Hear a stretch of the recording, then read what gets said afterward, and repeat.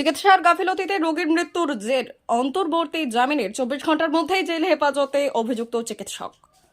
ঘটনাক্রমে জানা যায়, কেশপুরের ধলহারার বাসিন্দা দীপালি খামরুই নামে এক বয়স্ক মহিলা পেটের সমস্যা নিয়ে ভর্তি হয়েছিলেন মেদিনীপুরের স্বনামধন্য ডক্টর কাঞ্চন ধারার আন্ডারে মেদিনীপুরের একটি বেসরকারি নার্সিংহোমে। সেখানে দুটি অপারেশন করা হয় তার। এরপর মৃত্যুর কোলে ঢলে পড়ে ওই মহিলা। এরপরই মাকে মেরে দিয়েছে ডক্টর কাঞ্চন ধারা, এমনই অভিযোগ তুলে সোচ্চার হন মৃতের মেয়ে কেয়া মাইতি। ডাক্তারের বিরুদ্ধে সোচ্চার হন এবং পুলিশে অভিযোগ হয়। সেই ঘটনা কেটে গেছে প্রায় 3 মাসের ওপর। ইতিমধ্যেই ডাক্তারের শাস্তি হওয়ার পরিবর্তে ডাক্তার গত বুধবার অন্তর্বর্তী জামিন পেয়ে যায়। শুধু জামিন পেয়েছে তা নয়, জামিন পেয়েই মেয়ের বাড়িতে হুমকি দিচ্ছে কেস তুলে নেওয়ার জন্য। এই অভিযোগে আতঙ্কিত হয়ে মৃতের মেয়ে কেয়া মাইতি দ্বারস্থ হলো মেদিনীপুর আদালতে। এদিন সকাল থেকেই মেয়ে এবং মৃতের স্বামী দুজনেই প্ল্যাকার্ড নিয়ে বসে পড়েন মেদিনীপুর আদালতের সামনে। দাবি বিচার চাই। তারা সঠিক বিচারের আবেদনে অনড় থাকেন। তাদের এও অভিযোগ যে এই ডাক্তারকে বাঁচানোর জন্য পুলিশের একাংশ যুক্ত রয়েছে এবং তারা ছলে বলে কৌশলে টাকার বিনিময়ে কেস তুলে নেওয়ার জন্য চাপ দিচ্ছে। তাই এই ডাক্তারের অবিলম্বে শাস্তি চাই ক্ষতিপূরণ। অন্যদিকে বৃহস্পতিবার ফের শুনানির জন্য আদালতে হাজির করানো হয় অভিযুক্ত চিকিৎসককে। এরপর দীর্ঘক্ষণ ধরে চলে সওয়াল জবাব।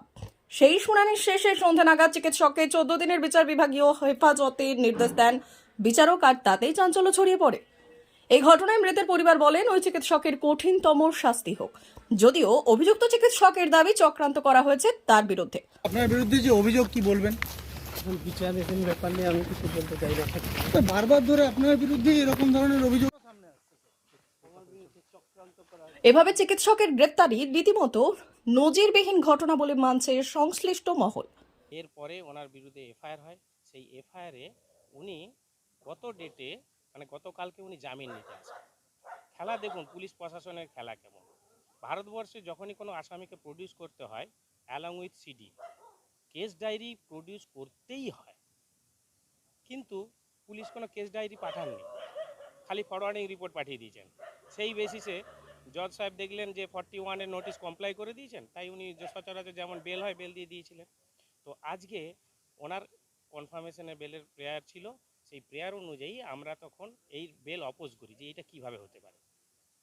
তো সেই অনুযায়ী জজ আজকে হিয়ারিং করেন। হিয়ারিং করে আজকে সমস্ত ডকুমেন্ট দেখে তথ্য দেখে দেখলেন যে সত্যিকারের যে সাফিসিয়েন্ট মেটেরিয়ালস আছে, তো ওনার বেল ক্যান্সেল করে ওনাকে আগামী 11ই জানুয়ারি 2024 পর্যন্ত জুডিশিয়াল কাস্টডিতে থাকার অর্ডার করেছে। D news, Medinipur.